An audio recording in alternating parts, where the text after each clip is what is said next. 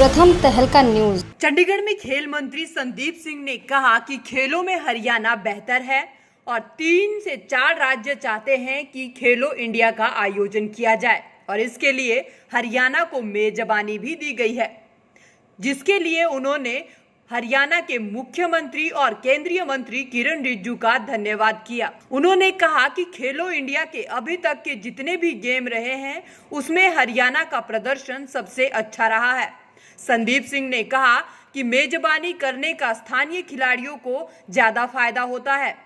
Local जिला स्तर और राज्य स्तर के खिलाड़ियों को अच्छा विजन मिलता है और तैयारियों का अच्छा मौका भी मिलता है।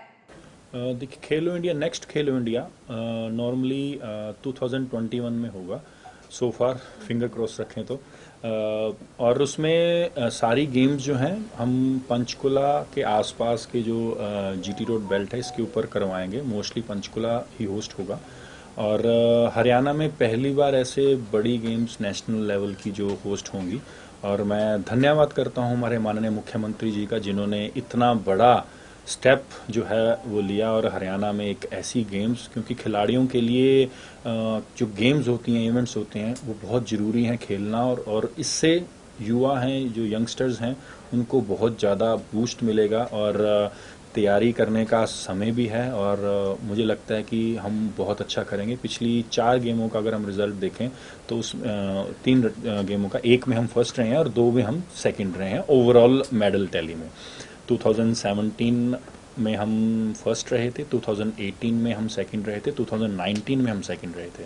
तो ओवरऑल अगर हम देखें तो हम सो फार सो गुड, हम बहुत अच्छा चल रहे हैं मेडल टेल में। लेकिन मेरी थ्योरी एक एज ए स्पोर्ट्समैन ये कहती है कि कभी भी जो अपनी परफॉर्मेंस है उससे सेटिस्फाई नहीं होना चाहिए, तभी आप अपनी परफॉर्मेंस और बढ़ा सकते हैं। जो है खेलों में नो डाउट बहुत अच्छा, आप सब जानते हैं और आप लोग लगातार इसको कवर भी कर रहे हैं। मैं यही कहूँगा कि 3-4 स्टेट थे जो इसकी लाइन में थे, दौड़ में थे और इसमें मैं फिर अगेन धन्यवाद करूंगा माननीय मुख्यमंत्री जी का और हमारे सेंट्रल स्पोर्ट्स मिनिस्टर किरण रिजिजू जी का। उन्होंने बहुत बढ़िया हमें मौका दिया। इसमें सबसे बड़ी बात थी कि जब कोई टूर्नामेंट होता है, जब कोई गेम्स होती हैं, तो नेक्स्ट कहाँ पर होना है अगले साल, तो वो पहले ही 1 साल पहले ही अनाउंस कर दिया जाता है। तो 2019 में जब ये गुवाहाटी में हुई तो उस समय मैं देखने गया, मैं नया स्पोर्ट्स मिनिस्टर बना था, कि हमारे हरियाणा स्पोर्ट्स की कैसी एक्टिविटी चल रही है, हम कैसे इस चीज़ को होस्ट करते हैं। तो मैं वो चीज़ देखने गया तो वहाँ पर मैंने देखा कि हम इस चीज़ को होस्ट कर सकते हैं। हमारे हरियाणा के पास काफ़ी स्ट्रक्चर है और बहुत बढ़िया स्ट्रक्चर पिछले 5 सालों में तो और ज़्यादा हमने बहुत बढ़िया तरीके से बना दिया है। और जहाँ 1-2 चीज़ें जो कमी है वो 1 साल है हमारे पास, उस चीज़ को पूरा भी करेंगे। और अभी तक की जो हमारा प्रयास और माननीय मुख्यमंत्री जी का एक विज़न है कि अभी तक की जितनी भी खेलो इंडिया गेम्स हुई हैं उससे सबसे बेस्ट हम करवाएं। तो हमेशा फ़ायदा होता है और खिलाड़ियों को फ़ायदा होता है जब वहाँ पर कोई ऐसे सच ए बिग इवेंट होस्ट होते हैं। हमारे इंडिया में कहीं पर भी गेम्स हों तो वहाँ की लोकल और वहाँ के जो जिला स्तर और स्टेट लेवल के जो खिलाड़ी होते हैं उनको हमेशा एक अच्छी विज़न मिलता है, तैयारी करने का मौका मिलता है और उसमें एक अच्छे हेल्दी कंपटीशन में हमें रिजल्ट भी अच्छा मिलता है। 11,000 के आसपास स्पोर्ट्स पर्सन हम एक्सपेक्ट करते हैं और हो सकता है इससे भी ज़्यादा हो। और इसमें तकरीबन हर स्टेट से हर गेम 20 गेम्स होती हैं वो आती हैं और साथ ही इसके जो एज ग्रुप है वो वैसे तो नॉर्मली ये यूनिवर्सिटी लेवल का भी होता है, यूथ लेवल का भी होता है, लेकिन ये खेलो इंडिया एक अंडर 21 अंडर 23 के लेवल पर आता है। और इसमें बेसिकली ये बनाया इसीलिए गया है कि ये नेशनल गेम्स जो होती हैं वो 4 साल बाद आती हैं और 4 साल बाद आने का मकसद ये है कि आप जो बीच का जो 4 साल है उसमें आपको एक सच ए बिग इवेंट जो गेम्स हैं वो आप मिल नहीं पाती खेलने को। और इंडिया में क्या था कि गेम्स काफ़ी टाइम से होस्ट नहीं हो पा रही थी, क्योंकि जैसे अभी गोवा में कई सालों से स्टक हो रखी थी। 2011 में हुई थी लास्ट गेम्स, तो उसके बाद अभी तक प्लानिंग ही चल रही है कि विलेज बनेगा तब गेम्स होंगी। लेकिन अब ऐसी गेम्स आने के बाद, खेलो इंडिया आने के बाद माननीय प्रधानमंत्री जी का जो विज़न था कि स्पोर्ट्स को और बढ़ाया जाए, स्पोर्ट्स और आगे आ जाए, उनका विज़न ये था कि खेलो इंडिया, मतलब इंडिया का हर बच्चा गेम की तरफ आए और फिटनेस की तरफ आए। फिट इंडिया का भी उनका विज़न था, तो उसमें से एक खेलो इंडिया निकल के आई और इसका विज़न यही है कि हम इंडिया में हर बच्चे को स्पोर्ट्स पर लेकर आए। साथ ही अनलॉक को लेकर खेल मंत्री ने कहा कि सोशल डिस्टेंसिंग को मेंटेन करना पड़ेगा। उन्होंने खिलाड़ियों से अपील करते हुए कहा कि ये सबसे बेहतर समय है वीक स्किल को बेहतर करने का, क्योंकि उसे तराशने का मौका मिला है। देखिए, सबसे बड़ी बात है कि हमें फर्स्ट ऑफ ऑल तो खिलाड़ियों को सोशल डिस्टेंस तो मेंटेन करना ही पड़ेगा। नो डाउट अभी अनलॉक प्रक्रिया जो है वो काफ़ी समय से कुछ शुरू हो चुकी है, लेकिन इससे सबसे बड़ी बात है कि अनलॉक प्रक्रिया में भी खिलाड़ियों को social distance, body contact game जो है और जो बेसिकली हमारा स्वेटिंग होती है, ये no doubt immune system strong होता है खिलाड़ी का। अगर आप अपनी फिटनेस रखते हो तो उसका भी स्ट्रांग होता है, लेकिन फिर भी हमें उस चीज़ को मेंटेन करते हुए ट्रेनिंग करनी है। मैं बार बार अपने सोशल मीडिया के ऊपर भी और मैं वैसे भी आपके मीडिया के माध्यम से भी मैं अपने खिलाड़ियों को मैं यही मैसेज देता हूँ कि आपकी जो प्लस पॉइंट्स हैं, स्किल्स लेवल है, इंडिविजुअल गेम्स में भी होती हैं और टीम गेम्स में भी होती हैं।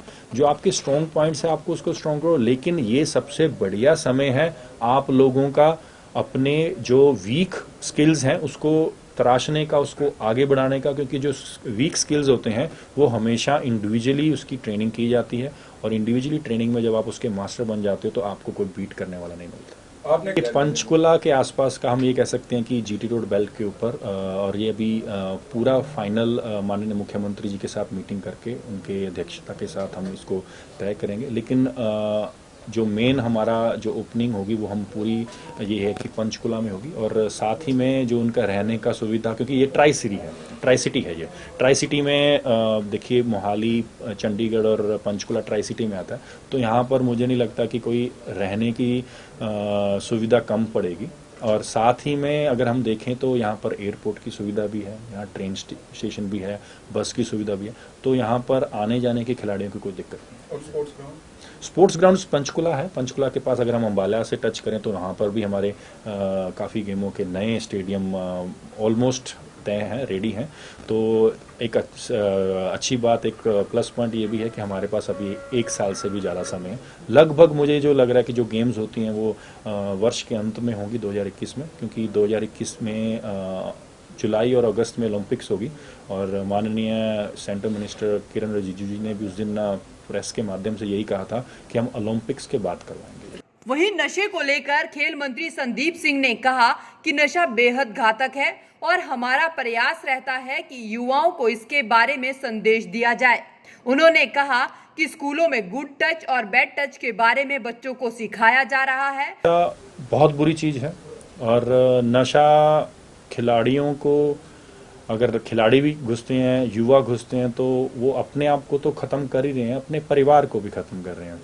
इसके लिए मैं लगातार प्रयास करता रहता हूं कि कोई ना कोई हम एक्टिविटी मैसेज के थ्रू, लोगों के उसके थ्रू, अभी लॉकडाउन हो गया, अदर लॉकडाउन और अनलॉकडाउन मतलब कोरोना के आने, कोविड-19 आने के कारण मेरा एक विज़न था कि स्कूल लेवल पर, कॉलेज लेवल पर एक अवेयरनेस चलाई जाए। आपने देखा होगा कि जैसे छोटे बच्चों को पीछे एक शुरुआत की थी, अब तक बहुत अच्छा चल रहा है, गुड टच बैड टच, ये स्कूलों में इसकी लेसन दिए जाते थे। इसी तरीके से कॉलेजेस में, स्कूल्स में, क्योंकि जो 10th क्लास का जो बच्चा होता है, 9th-10th क्लास का बच्चा होता है, उस चीज़ से ये शुरुआत शुरू हो जाती है। ये छोटे नशे से शुरू होती है, जो इसकी अगर आप स्टडी भी करें, आपको तो मीडिया के माध्यम से बहुत चीज़ें आपको इस चीज़ की संज्ञान में आ जाती हैं। तो वो बच्चों को अगर हम अलर्ट करेंगे कि ये चीज़ें कभी कभी आपको कोई ऑफ़र भी कर सकता है, ऑफ़र करने के बाद आपको पहली बार बहुत अच्छी लगेंगी, दूसरी बार अच्छी लगेंगी, लेकिन एक टाइम ऐसा आएगा आप उसके आदी हो जाओगे, आप छोड़ नहीं पाओगे, और उससे आप अपने परिवार वालों से झूठ बोलते हो, अपने परिवार को पीछे छोड़ते हो, और आप इतने आदी हो जाते हो कि आपकी कई बार उसमें डेथ भी हो सकती है, और आपके परिवार भी इसमें कई देखे हैं कि नष्ट हो गए हैं। तो मैं युवाओं को और उनके पेरेंट्स को मैं एक ही कहूँगा कि आप उन पे अलर्ट रखें, नज़र रखें, निगरानी भी रखें। अगर कोई ऐसा बच्चा कर भी रहा है, अगर आपको दिखता भी है, तो उसको डरा के नहीं, उसको प्यार से समझा के उस लाइन से हटाएं और उनको एक अच्छे रास्ते के। वहीं यूथ क्लब कॉन्टेस्ट को लेकर उन्होंने कहा कि यूथ क्लब का कॉन्टेस्ट है कि हरियाणा के सभी गांव में एक यूथ क्लब होगा, जो पहले पायलट प्रोजेक्ट के तौर पर शुरू किया जाएगा। क्लब का कॉन्सेप्ट है कि हमारा पूरे हरियाणा में हर गांव में एक यूथ क्लब होगा, और इसमें अगर हम सक्सेस होते हैं, हमारा पूरा विज़न है कि हम पायलट प्रोजेक्ट की तरह पहले कुछ जिले को पकड़कर हम काम करें, और उसके ऊपर हमने मीटिंग्स लेनी और उसके ऊपर कार्रवाई शुरू कर दी है। और इसमें अगर सक्सेस होते हैं तो पूरे देश का पहला स्टेट होगा जिसमें हर गांव में एक यूथ क्लब होगा, और इसमें हमारे प्रिंसिपल सेक्रेटरी योगेंद्र चौधरी जी मेरे साथ इस प्रोजेक्ट में। वहीं बड़ौदा उपचुनाव को लेकर संदीप सिंह ने कहा कि जिम्मेदारी हमेशा पार्टी के सभी लोगों की रहती है, और स्पोर्ट्स के लिए काम कर रहा हूं, वहां स्पोर्ट्स का गढ़ भी रहा है।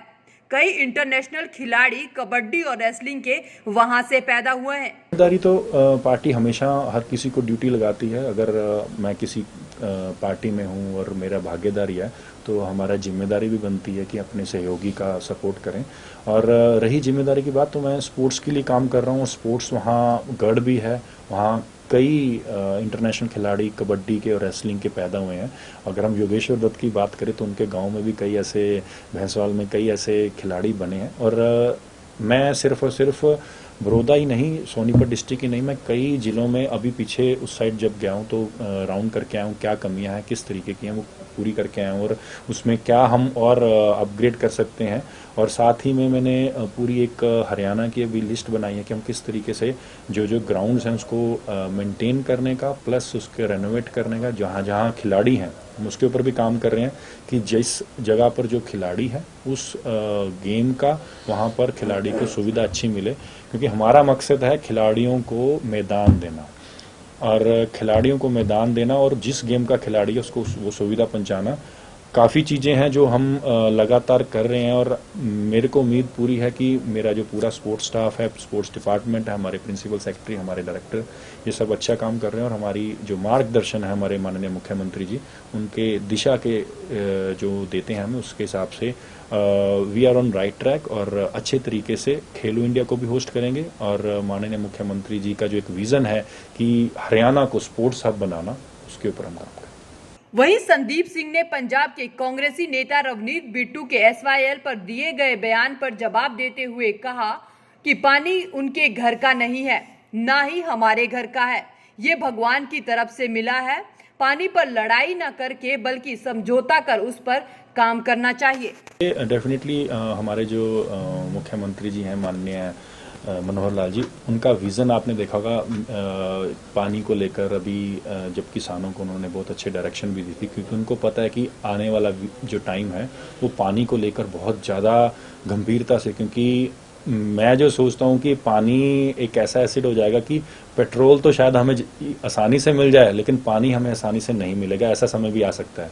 तो डेफिनेटली दोनों मुख्यमंत्री जी जो पंजाब के भी, हरियाणा के, उनको बैठ कर इसको सॉल्व करना चाहिए, क्योंकि पानी जो है वो कोई उनके घर की नहीं है, ना हमारे घर की है। पानी तो एक भगवान की तरफ से एक हमें चीज़ मिली हुई है, जैसे हवा मिली हुई है वैसे ही है। तो पानी के लिए लड़ाई से अच्छा एक समझौता करके उसको ऊपर।